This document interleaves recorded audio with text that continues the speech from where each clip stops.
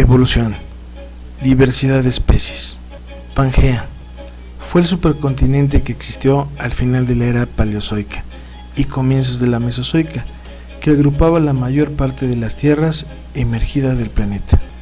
¿Dónde y cómo surgieron los primeros seres vivos? Los primeros seres vivos surgieron a partir de moléculas orgánicas sencillas, bacterias, organismos rudimentarios, procariotas y unicelulares, que se formaron cuando en la Tierra sucedieron una serie de condiciones. ¿Cómo se dio la evolución?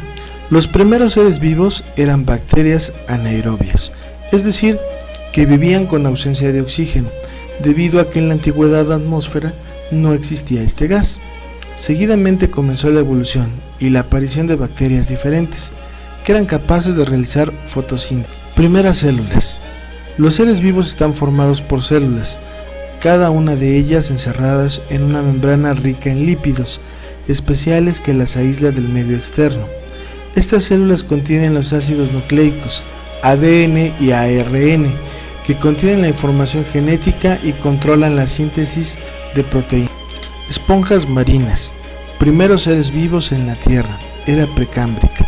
El primer animal de nuestro planeta se parece a las esponjas marinas microscópicas, aseguran los investigadores de la Universidad de Saint Andrew, Reino Unido.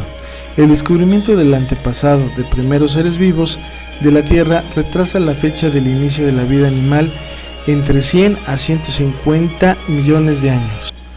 ¿Cómo fue que los primeros seres vivos salieron a tierra firme? Investigaciones previas habían sugerido que esa transición se debió a una especie de salto genético abrupto mediante la adquisición de miembros rudimentarios por parte de especies acuáticas primitivas. Sin embargo, ahora un equipo de científicos estadounidenses sostiene que más de la aparición de una novedad evolutiva, la transición se debió a un proceso genético mucho más lento y gradual de lo que se pensaba. Ustedes pueden observar a un lado cómo los peces fueron evolucionando hasta que le salieron patas. ¿Cómo se produjo el cambio del pez al anfibio en el principio de la vida? El pez, quizá estando cercano a la costa, evolucionó a los anfibios, una criatura que podía vivir tanto en el agua como en la tierra, y este anfibio primigenio empezó de alguna manera a dejar de lado el mar, convirtiéndose con el paso de mucho tiempo en una especie terrestre, y muchos millones de años pasando por los dinosaurios. Aparecen simios y de un tipo de simio provendrá las personas. De anfibios a reptiles. Se cree que los anfibios surgieron en el Devónico. En esta época hubo grandes inundaciones seguidas de retrocesos de las grandes masas de agua. En esa época había un grupo de peces que tenía aletas lobuladas y reparación pulmonar. Solía arrastrarse por el barro en ocasiones y luego volvía al agua. Muchos quedaron atrapados en charcos. Cuando se les acababa el alimento, pasaba de un charco a otro. Se cree que de esa fue la situación que determinó el desarrollo de las extremidades de los anfibios. Las características que arcaban la evolución del anfibio al reptil son principalmente la aparición del huevo amniota, un huevo de cáscara que resistía las condiciones terrestres y no obligaba al animal a volver al agua a reproducirse, como si tenía que hacer los anfibios. De reptiles a aves. Existen dos posibles teorías que pueden llegar a explicar el proceso de bipedismo al vuelo.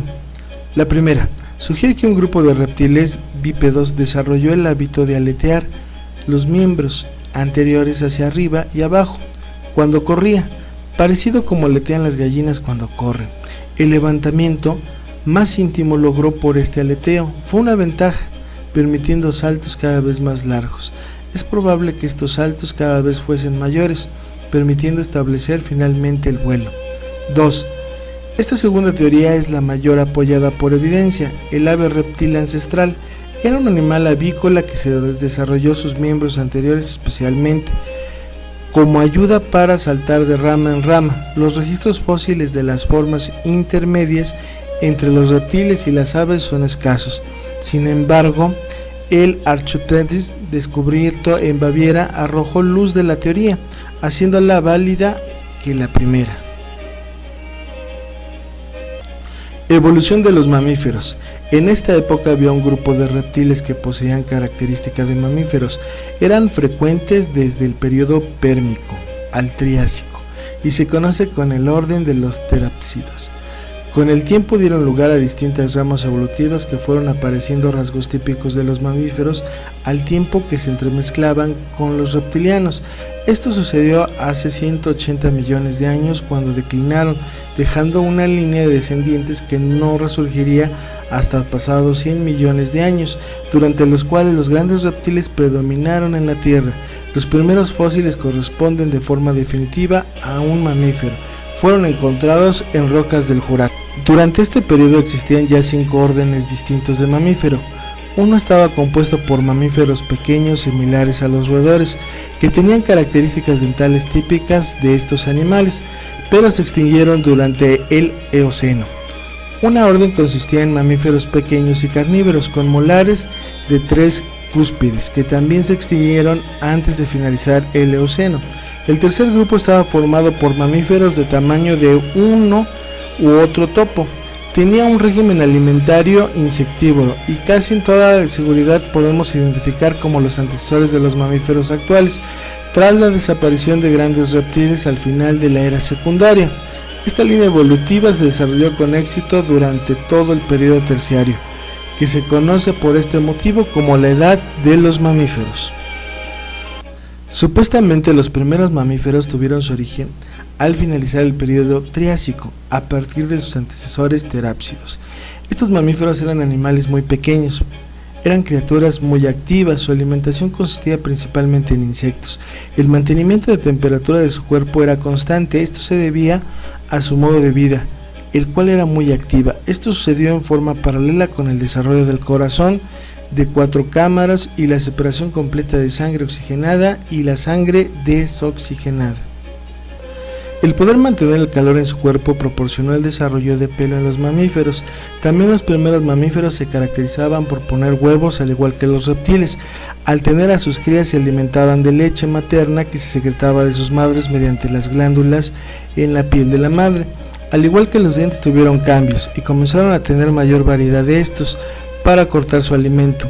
Eran los dientes incisivos para desgarrar los dientes caninos y para moler su alimento los molares. La materia gris del cerebro de estos mamíferos creció hacia afuera, sobre la superficie del encéfalo. Esta modificación tendría consecuencias a largo tiempo. Piel y glándulas. La piel de los mamíferos contiene numerosas estructuras especializadas y varios tipos de receptores sensoriales. Glándulas sebáceas. Produce una secreción aceitosa que lubrica e impermeabiliza el pelo y piel. Glándulas sudoríparas. La principal función de estas glándulas es ayudar a regular la temperatura corporal. Con la transpiración además se eliminan productos de desecho. Glándulas odoríferas. Sus secreciones intervienen en la comunicación social. Glándulas mamarias. Producen leche para alimentar a las crías. La leche es la mezcla acuosa de grasa, azúcar y proteínas. Otras características. Pelos. Son filamentos queratinizados, cuya principal función es el aislamiento térmico. El pelaje suele estar formado por 2 tipos de pelos de cobertura y pelos lanosos. Los pelos pueden especializarse en fibrisas, pelos sensitivos o en púas, porcoespín y erizos. Garras, uñas y pezuñas. Son acumulaciones de queratinas que protegen la falange distal de los dedos.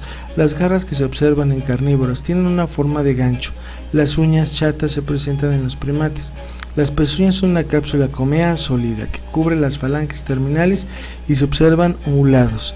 Cuernos de astas cumplen funciones de defensa, de reconocimiento social, despliegue sexual. Los cuernos están formados por una vaina cornificada sobre la médula de hueso. Escamas, derivado de modificaciones del epidermis, presenta en la cola de algunos roedores y marsupiales. También cubre todo el cuerpo de los pangolinos. Evolución humana. En la actualidad se considera que el humano evolucionó de una línea directa de los primates. Se cree que él y algunos primates tienen un antepasado común que fue cambiado durante millones de años. El orden de los primates incluye a los lemures, los monos, los antropoides y el ser humano. El conjunto de cambios que durante varios millones se dieron se hizo evolucionar algunas superficies hasta diferenciarse y construir la especie humana que se conoce actualmente. Nuestros antepasados pertenecen a la familia Hominidae. los homínidos que estimularon la evolución de los individuos erectos y terrestres. Homo habilis. En 1964 se hallaron restos de un homínido. Se le consideró el primer usuario de herramientas que se encontraron en el mismo sitio. El cuerpo del Homo habilis era menos pesado que el de los Australopithecus. Tenían un cráneo con una capacidad cerebral de 670 a 700 centímetros cúbicos, mentón retraído, dientes pequeños, rasgos simiescos menos acentuados y cambiaba erguido. Se cree que estos homínidos surgieron de cierta población de Australopithecus. Homo erectus. Los científicos dieron este nombre a los fósiles homínidos que fluctúan entre edades de 1.5 a 0.5 millones de años.